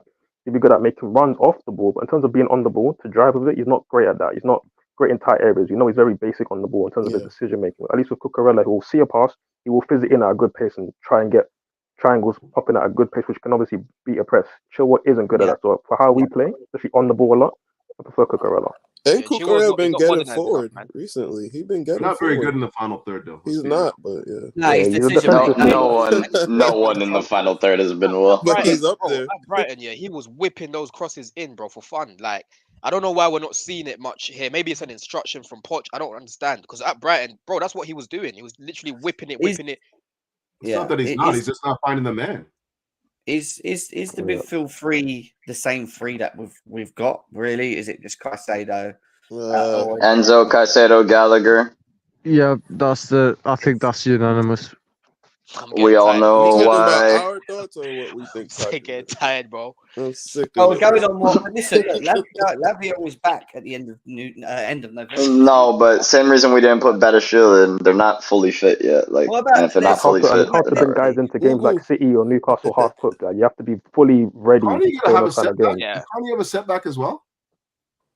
Yeah, Yes, what he Yeah, did. happened to Carney did. Carney? Remember He he did. was back, and then we didn't hear from him again. His knee flared up again, innit? What Probably. about real? Again, Leslie? all these Because players Leslie's coming back and getting- then having setbacks is a huge concern They as well. Again, rushing you that can't man go with back. the Yo, the doctors and medical club, team but got to get revamped, man. Like, this and this is is, two I don't medical things in a row. understand. Remember, we changed it when Bowley came in, and we're still having the same issues of injury crashes. This players coming back and then being re-injured. It's I a mean, to massive be issue. And honest, again, we hard to are have a successful how season. It's very so. Just to end on this point, Hassan. Sorry, just that like gonna it's very rare you've seen teams be successful in a season and they have injury crisis going on like regularly throughout the season. Most successful teams don't have that. So you need a Yep. solid medical department that gets these decisions right, brings players back when they're fully ready, so that they don't get injured straight away again. So yeah, very So frustrating. looking at this three in the midfield, this is obviously the three that we only have available, right? So I'm assuming it will stick to the same three, Gallagher being in the team. But does that also mean that for the same three up front, it will be Jackson, Sterling, and Palmer? Do you think as well? For Do you think that's City how- and upcoming games, it kind of has to be Mudryk because of didn't the big games. impress. Obviously, for let's say a game comes up against I don't know, flipping Luton, right, 66. or another promoted team. Who's another promoted team that came up? Sheffield United, right? Obviously, then we don't need those three midfielders. For me, I would play Enzo and Caicedo holding, and then you have Palmer in it, and then you add on whether it's Yeah. Mudryk or Noni, whoever's in better form, and obviously you have a front four. But obviously, in these games like your Newcastle, your Cities, your Brightons, we do need three in the midfield, and obviously. I think Leslie's been all right, but just for what we've seen, and obviously again, you want to throw in guys who have been playing. You have to start Gallagher, and you have to just trust that you can hopefully have a good game like you had against your Arsenals or your Liverpool. Relatively good against Liverpool. Some obviously bad moments in there, but second half especially he stepped up, and you just have to hope he can do that because there's obviously no Lavia right now.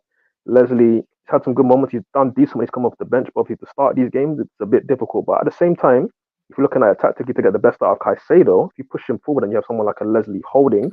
I think you see a lot Yes. more out of Caicedo. So it's yeah. Obviously, we haven't got the midweek games to experiment a lot and get players like Leslie in a bit more. So for me, we just have to go with what we've seen, and so far it's been more good than bad. But obviously, we know the limitations of Gallagher, and yeah, it's again, it's one of these things that why I say we just got to get to January and just see what we can do from there. So what I'd ask you then is, this is what we're accustomed to based on what we currently have. When we have a fully fit squad, and I'm looking forward to this. I've been waiting to see Chelsea with a fully fit squad. Fingers crossed, pray to the Lord that we get through this. And then Kunku turns back and Lavia comes in, and they're all sharp and fit, and they've been, slowly got into games. Now we have a fit squad, right? Nkunku has to start, but does that mean that the 4-3-3 goes, and we go into a 4-2-3-1, or do we still have the 4-3-3 and we I have thought Poch wanted the 4-2-3-1. Because From my Yeah, understanding. if Nkunku comes back like now, let's say Nkunku comes back before Lavia, right? Then yeah, I would probably say 4-2-3-1. Play Palmer on the right, Nkunku in that 10, and then Mudryk off the left, and Jackson up top. So would Sorry, you play? I can't legislate dropping Sterling for Mudryk, to be honest. Sorry, Sterling on the left. Sorry, Sterling on the left, and then Jackson up top. Obviously, Mudryk off the bench. If Sterling's form drops, Mudryk can start, something like that. But yeah, Nkunku's got to start. Would you play Nkunku in the 10 row, or do you think he'll be used You as, play off the left as a for me, striker? to be honest. I've got a feeling I this can is see gonna him playing striker. To be honest, I've I'm not got a gonna lie. feeling. No, I don't know why. listen. Definitely I've for got the a first feeling games that back. we're going to see this, and I don't know why. I just think he's going to play Nkunku. He might Up try that front. out for one game. That's what he could do. He could play It Nkunku makes up top in sense. order to get With Mudryk. Sterling and Mudryk on the right and left. Yeah. That's what I'm saying. It offers us flexibility. That's the good thing. You know what I'm And saying? in the bigger games, you could really push. You could literally go to a 4-3-3, right? If Nkunku's up front, play Sterling off the left, play Palmer. Oh, Palmer's there. Play Palmer off the right. Put Enzo there. Put Caicedo there, and then when he finally comes back in, hopefully he's ready. You go like that, and then now we're talking. Oh, Lavia. See what I mean? No, it's a different two players improve that team massively, and then you've got a natural born sitter who will be protected and do his thing. And technically, let's just be serious. I've seen this guy under pressure shift through tackles and drop his shoulder and sprint. He did it against Man City in the cup when he was at He Southampton. done it against Arsenal. He gave Partey serious steps. He done it against us. He done it against United at Old Trafford. He done it against Liverpool. He done it against that 2-1. Oh Lord. Yeah, he done it You up guys against. already know how I feel about this kid, so I don't really have to say too much. You already done know how I feel. In the bigger games, I can see this. Couch was the first one. I'm not gonna lie to you. Was the first one to talk about Lavia. I'm gonna keep it a book. But do you think he'll do that, or do you think Lavia will just be played like other than I don't know? Like I mean, man, like he's not going to be in every an automatic starter in a 4-3-3. We can easily go 4-2-3-1 with Caicedo and Enzo, and then play somebody in the number 10 position, right? It's just what the game calls for, right? That's what I'm after. I'm not looking for a preferred 11 for every game every week. Yeah. Like we have enough of a squad now, a big enough squad where we can like variate what the game's asking. Exactly. That's what Man City do, bro. That's what Pep does. Certain man, they start one week and the next week they start on the bench because that a different player works better for that game. I want to see Jackson and Nkunku again together. I do want to see it because I remember in pre-season Jackson's best performances were when he had a second striker arriving into the pockets that he wasn't arriving in, which actually helped him and made him look better because then him playing that little bit deeper and receiving balls and turning and knowing that he's got Nkunku running in behind him or arriving in the boxes, which is what Nkunku was doing in pre-season. That's why he was scoring goals because he's natural when it comes to being killer in the box. Yeah, it's going to be a beneficiary to us because now we're going to have that, that clinical edge. And the pressure doesn't mount on Jackson. And the issue why we're not seeing the best of Jackson is because we're using him as a target man and we isolating him a lot. When you have natural wings in Sterling and Palmer, they're always here. They're always sort of like up on the wides. And when he receives balls and he's got Gallagher joining him, do you know what I mean? And then trying to utilize and don't get me wrong, I'm not sticking up for him too much because I do think that some of his game is not there and he needs to improve on it. But what I'm saying is why he looks better with an Nkunku is because Nkunku will always play so close to him when we're on the attack. And that then alleviates the pressure of him having to be the focal point. Because when he's the focal point... but let's not ignore the fact that it makes it a lot harder. But Nkunku being able to arrive in the box and pick them spaces that maybe he doesn't, and him arrive in the box with him in another position makes us a lot more threatening in the box. I just think Nkunku takes the pressure off him. Like, really, I just think Nkunku will take the pressure off of Jackson immensely. 100%. And then, but like ultimately, the things that the problems with Jackson essentially is that the opportunities that you expect him to just finish, like that one, what was it, against Nottingham Forest, right in front of goal, he's skying it over the net. Like if he's took the chances that were presented to him, like the ones that are just gilt edge opportunities and just scored them, nobody would have any questions right now about this guy. Just be like, all right, cool. He's not really great in the air, but you put him in a position to score, he's going to score.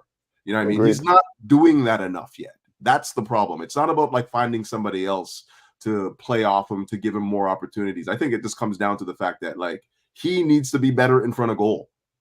Finish the opportunities that are given to you. He does. But what it is, with his movement, we've all criticized it. He's not in the box and in the danger zone enough. What Nkuku does, like Jem said, it helps him push up and stay up. Do you get it? Because Nkuku wants to run into that danger zone himself. So Jackson's looking at him. There's no way Jackson's gonna be behind him when Nkuku's like pushing into the box. He's gonna be in front of him, right? Or close enough to him. So Nkuku naturally should be making Jackson be in the danger area because he's gonna be looking around like, where's Nkuku? I need to be around where he is, or I need to create some space for him. So naturally, he should be in and around that area. So it should definitely help his movement. It's not an excuse. It's not an excuse because his movement should be better anyway, like away from Nkuku. But I think Nkuku does give him a little bit of wake up. Do you know what I mean? Watch me. Watch what I'm doing. And he's gonna kind of use that to help him as well. Watch in pre-season played him more like this. And the reason he played him more like this is because not only did he occupy here, but he was more of an inverted left forward. So he'd find his run going like that rather than going too much like that.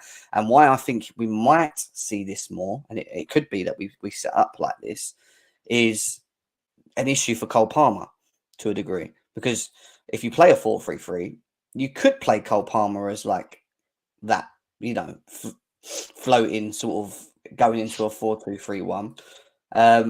But I don't know. Like he's got so many options of what he could do. I just really feel that he's going to do this at some points as well.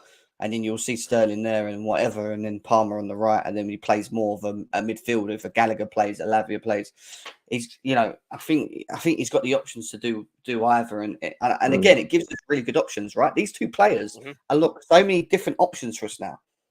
When they come back in. And that's it makes us unpredictable. It makes us unpredictable, Jem. Yeah, that's what we want. And I expect Poch to use them all. Well, I think what Poch needs to do is settle on an 11 that obviously works, and you have to wait and see obviously what players do well. Obviously, like we're going to see when Nkunku comes in where he's going to start, and maybe if he's starting well in the left wing or a striker or a 10, he may just stay there. Obviously, for certain bigger games, I imagine that he's going to probably put him up front to add an extra body into midfield. But for games against the mid blocks, the low blocks that we're going to play against, I'm happy with seeing him start on the left. And obviously, when we have a lot of the ball, he's going to then sort of like move in a ghost into the box and be like an extra striker. And we've seen it with a lot of like good strike partnerships. They're not always necessarily a two starting up together. It can be like a left winger. Like the best example of that is when Ronaldo was at Real Madrid, obviously CR7. And Benzema, who would obviously be the box striker, but then a lot of his runs were sort of coming in a bit deeper, looking for the cutbacks, and Ronaldo was the one that was attacking like the 6-yard box or the back post for headers. And again, we saw that also benefit Benzema because, again, the defenders are naturally going to be worried about someone like CR7 attacking the box, and then it creates more space for, obviously, the actual striker. And then the same thing can be the case here when we have Nico Jackson, who naturally likes to pull away from the 6-yard box, look for cutbacks, pull away. Obviously, now if we've got Nkunku who's getting goals regularly, defenses are going to be worried about him going into games. It creates more space for Jackson because right now, I think teams aren't really scared of our attack anyways. So we're looking at, okay, Jackson's the only striker, we're going to mark him out of the game. But if you've got now an Nkunku getting into the box, getting into these situations that we're seeing Cucurella get into, but then actually get goals, naturally, defenses are going to be like, okay, we need to worry about him. It creates spaces for the guys around them. So I do feel like this, for me, is actually what I want to see. I think Sterling driving with the ball on the right as our natural winger, it works great. Nkunku going in off the left works great. Palmer in the 10 creating works great. I think why we saw it a lot in preseason and it worked great is because you had a left back who was offering the width. And obviously that was naturally chill. Like in this system where you want a left back to offer more of the width, because if you don't want Nkunku playing touch tight on the wing, you want him kind of ghosting in. It worked good in pre-season because you saw Chilwell mostly being that, and obviously he offers that a little bit better than Cucurella. But for how we play, I still wouldn't mind Cucurella doing it and being a decent width option. Not that he's going to be going to the byline a lot and getting crosses in, but just to do an all right option, especially in the build-up, create those triangles to then allow us to then create our own counter-attacks and get at teams. Because, again, we have to admit, guys, for as bad as the decision-making is once we reach the final third, we do reach the final third a lot with, like, 3v3s, 3v2s, these kind of situations, which is good. And it is showing that, okay, our coaching is leading to those things. But, obviously, at the end of the day, you do need the killers. And Nkunku is a killer. So, if we improve on that and we get Nkunku in the team, then we can see better results. Because, again, with Jackson, last point that I'll make, with Jackson, I do think overall his game there is a lot of good to it. Of course, the finishing, the movement in the box is not great. But having said that, if some of these goals are going in, if he's playing in a team that is now more often than not 1-0 up, 2-0 up in games, we'll see the confidence go. We won't see him have these same bad touches that we're seeing him have because naturally the confidence is up. You're more free to show your ability, to show your skill, to show why That we is, bought you to Chelsea Football Club. So if we're actually that's doing better more as of a a team, we'll see better out of these players 100%. that's more of a deadly front three for me now with Sterling and Kunku and Jackson up there, and it's one that I want to see with Cole Palmer in the middle, like you said, being that creative spark. And I think this is something we should do when we are playing the low blocks and we're trying to break them down and we're trying to maybe chase the game and score the first goal quickly, because then Kunku will arrive, like we know, not playing off the wing, but more of like an inverted, like forward from the left. And Sterling, I think, will be the one that hogs the wing the most and tries to get him behind and create and sprint with Reece James and stuff. So, you know, it looks good on paper. It's just that we've got so many options of how we can do it. And in the bigger games, if you don't want to play this because you want to shore it up, you go to a 4-3-3 and you play Caicedo, Lavia, and Enzo, and then you just have you play Nkunku on the left, Sterling on the right, and Jackson up front, whatever. Like, you have so many options. I mean, then you got Gallagher on the bench, and then you got the options to bring him on if Enzo needs to come off and you want to tie up shop, or do you know what I mean? Like, this just Carney, Leslie. like, Do you know what I mean? that's what I'm saying. It's strong. It's strong. It is strong. We just need to see, and the criticisms will come of Poch when we have a fit squad. When we have a fit squad and the availability is there, then we will really get to truly learn how good of a manager he is with what we have. And he has a killer on there, so he can't now say, well, we're not taking chances or whatever. You know, you got Nkunku. You know he will score goals. You need to make sure that we still create enough, which we are doing anyway, and making sure that he arrives in the boxes on time to be able to be on the ends of them with Jackson, whatever. And from that, we'll be more successful and we'll win games and we'll break low blocks down quicker in my way. Yeah, but I think we can all see that we definitely need a goal scorer, yeah. But it will help guys like Sterling as well, man, because Sterling's always been like a supplementary player. Do you know what I mean? He's never been that go-to guy. Like at Liverpool at one point he was, to be fair, but even then he was very raw. Yeah, at Sterling City, needs an elite striker next to him. yeah, Yep. yeah, he needs to be. He's like a supplementary player, so he gets his goals in silence. When he's the guy that you're looking at and the spotlight's on him, he's not gonna give you that. Very, very inconsistent, very unpredictable. Do you know what I'm saying? So I'm just hoping, man, that when Nkunku comes back, because right now it is a little bit of hope. As much as I rate Nkunku, he still needs to turn up in this league, and we need to pray that he doesn't break down again. You know, because his injury record's not great. You know, his injuries record's not great. So these are little things, man, that we need to fix up. We need to all fix up in front of goal, man. Because what I was watching yesterday, as much as I'm happy with the result, absolute shit show, bro. Absolute shit show. One thing I want to add to is, and yesterday showed it, when Poch took off Enzo, I'm noticing that we don't have a replacement for him in the team. If he comes off the field, we don't have somebody who can perform the same duties that he does, and I think that's a problem. We need to bring in somebody who, if Enzo comes off, we could slot him in that same spot. I don't know if we need to play. I don't know if we need to play an 8 that can be like the playmaking 8. Like, we can also play a number 10 in there too that can give you those minutes. Yeah, but you can accommodate Enzo with Cole Palmer playing in the 10 role. Nah, I mean, but we can, but he's not. You're not going to find an Enzo because there isn't an Enzo really for me out there, barring Frankie de Jong. I mean, it doesn't necessarily have to be the level of Enzo, even though right now Enzo's not showing his levels. But I do think we need to bring in somebody with a similar skill set to Enzo, who wants to be on the ball, can play the short passes, play the long pass. Just apparently control the game. We're linked to Verts. We're linked to Verts. I think it's needed, bro. It's very much needed. He's more of a cam, but he's another creative outlet that we're gonna have. You know. Yeah, but that's what I'm saying though. Like, if you're gonna bring in Verts, like, you already have number 10s in that position that can play that role, right? We need an like 8. I hear what you're saying, AJ. Like, just to have somebody that can like complement him and push him as well, like in that role. Yeah. You know, when you pay 105 million for a guy like that, it's gonna be hard to get like another guy to come in and give you something else in that position. Like, I think that what we've done in terms of like the central midfield position, like, you're looking at Leslie, you're looking at Lavia, you're looking at Caicedo, you're looking at. I don't think we can spend any more money there. Yeah, we can't. I think your closest player, the closest player that you're gonna get to that he's not like an Enzo, but in terms of the long range passing, I'd probably say Lavia, bro. If you're gonna bring Lavia off the bench, he can play that role quite well. To be fair, like he sprays the ball all over the pitch, bro. You know what I'm saying? He dictates play. I agree. He can definitely dictate play from deep. You know. He wasn't available yesterday, so I agree. I wasn't thinking. Yeah, he's the closest person in our squad. Yeah, we should have kept Billy Gilmore, man, but you know it's another story for another day. Oh yeah, if we had Gilmore, yeah, that's he's definitely a replica. He's a replica. Scottish version. He scored 3 goals after Enzo left the pitch, yeah, but let's not do this right now. Really, I'm not going into stuff like this. Varno, you're better than that. Guys, I'm going to dip. Got a bit of work to do. I appreciate the show today. It was really good. I enjoyed it. Good discussions. We have got Man City on Sunday. We will be doing a match preview this time. We'll do a match preview to talk about that game because it's worth talking about. And yeah, and then we'll obviously do a match reaction as well, potentially on the same night. I'm thinking of doing it. So after the game. So if you're around after the game on Sunday. Jam, you forgot the most important thing.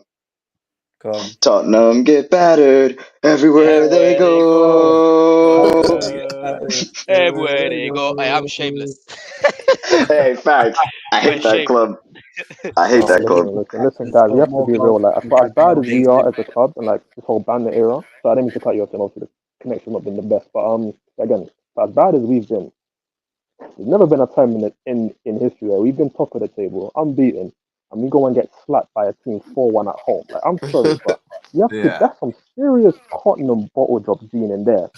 But it's something that I would say to be terrible, have a striker that isn't clinical, and yet he leaves with a hat trick. I'm sorry, but only Tottenham can manage that. It looked like they were going to slap us 4-1, and they ended up getting slapped.